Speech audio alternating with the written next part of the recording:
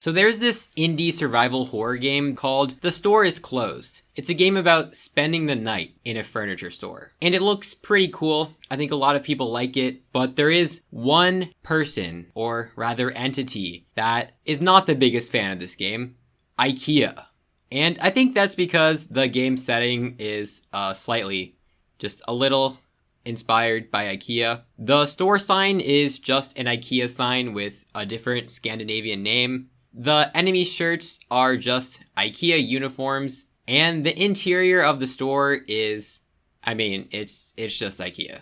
So because of all this, as well as all the press coverage the game has been getting recently, they sent the developer a cease and desist letter for trademark infringement, giving him just 10 days to completely revamp the entire look of his game. That totally must not be stressful at all.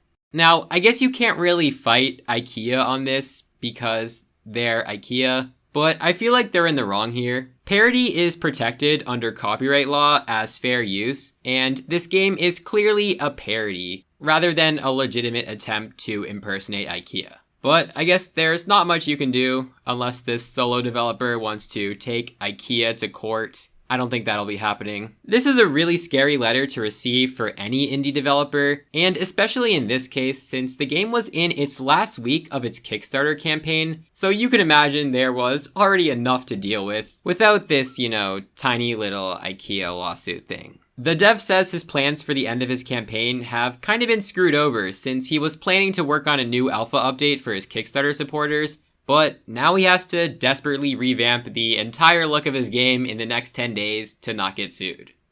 Not the most relaxing way to celebrate getting funded on Kickstarter. I guess this goes to show that copyright is a threat to any developer, no matter how small your team is, so always keep that in mind when working on your game, especially if you're making an IKEA-themed game, apparently, because for some reason they feel very strongly about their trademark. So make a note to keep IKEA out of your games from now on, and I'll see you in the next video.